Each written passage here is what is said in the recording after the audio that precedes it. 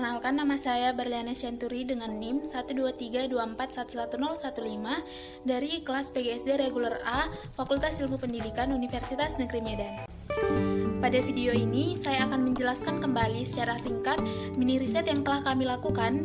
Kami dari kelompok 8 melakukan mini riset di SD swasta Parulian 1 Medan.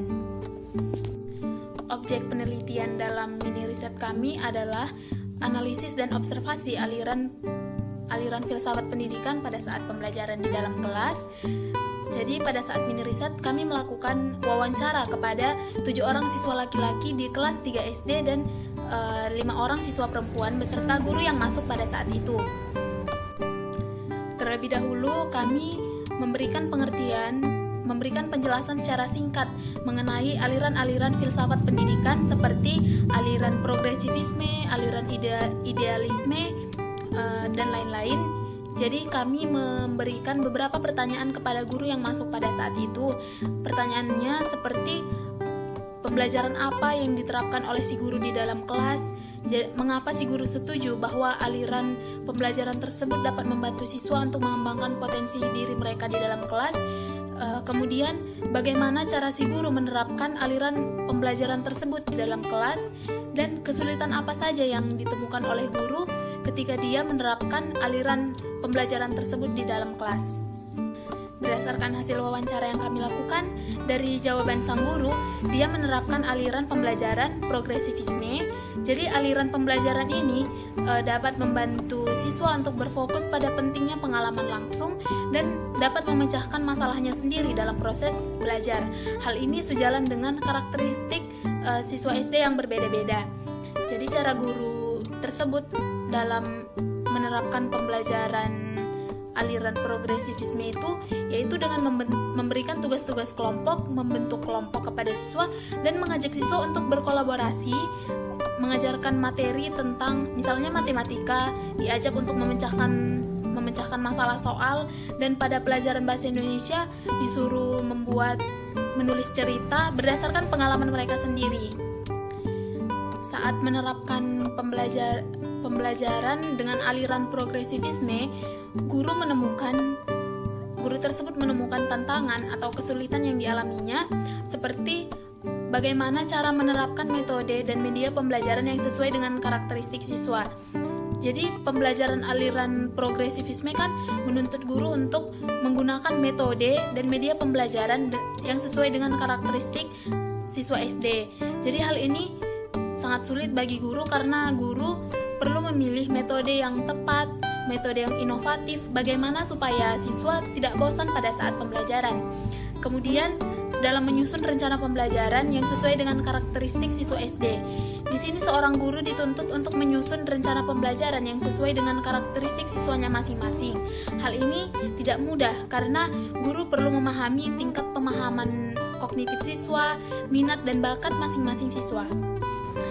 Jadi berdasarkan kesulitan yang diungkapkan oleh guru mata pelajaran tersebut, kami menyimpulkan beberapa solusi kepada guru tersebut bagaimana supaya dia dapat menerapkan aliran pembelajaran progresivisme dengan mudah.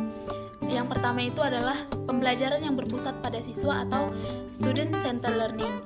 Jadi metode ini merupakan pendekatan pembelajaran yang dapat diterapkan untuk mengakomodasi perbedaan karakteristik siswa.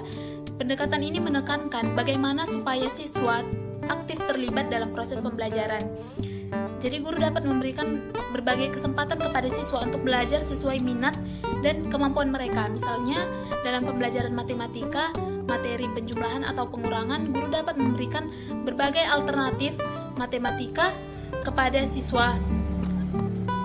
Maksudnya alternatif soal kepada siswa. Siswa yang memiliki kemampuan akademik yang terbilang tinggi dapat diberikan soal-soal yang lebih menantang, sedangkan siswa yang memiliki kemampuan akademik yang rendah dapat diberikan soal-soal yang lebih sederhana.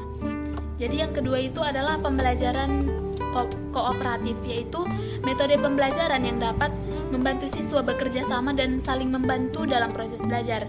Metode ini dapat diterapkan juga untuk mengakomodasi perbedaan karakteristik siswa SD seperti kemampuan akademik, minat dan bakat, serta latar belakang keluarga. Misalnya dalam pembelajaran sains, materi tentang tata surya, guru Guru dapat membagi siswa menjadi beberapa kelompok yang terdiri dari siswa di mana para siswa tersebut memiliki kemampuan akademik yang berbeda-beda.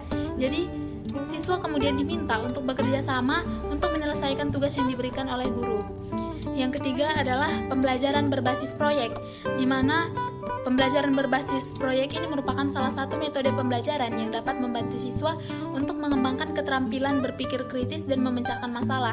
Metode ini adalah metode yang dapat digunakan untuk mengakomodasi perbedaan karakteristik siswa seperti minat dan bakat. Misalnya dalam pembelajaran bahasa Indonesia materi tentang menulis cerita, guru dapat memberikan tugas kepada siswa untuk membuat cerita berdasarkan pengalaman mereka sendiri. Jadi selain penerapan metode pembelajaran yang tepat tadi, guru juga perlu memperhatikan sikap dan cara berinteraksi dengan siswa. Guru perlu bersikap adil dan tidak diskriminatif terhadap semua siswa, serta memberikan motivasi dan penghargaan yang tepat kepada siswa. Guru perlu mengenal karakteristik siswa baik dari segi kemampuan akademik, minat dan bakat, latar belakang, dan sosial ekonomi.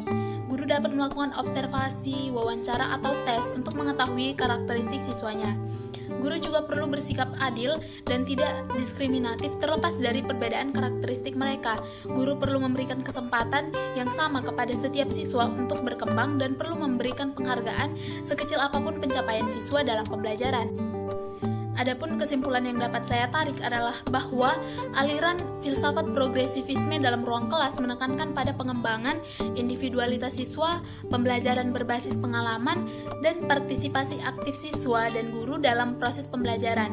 Pendekatan ini menekankan pada pentingnya konteks sosial dan pengalaman personal dalam pembelajaran, menciptakan lingkungan yang nyaman di mana siswa dapat mengembangkan keterampilan berpikir kritis mereka dan kreativitas mereka. Menurut pendapat saya, seorang pendidik perlu mempelajari filsafat pendidikan karena filsafat pendidikan memberikan kerangka berpikir yang luas dan mendalam tentang pendidikan sehingga dapat membantu calon pendidik untuk memahami dan melaksanakan tugasnya dengan baik.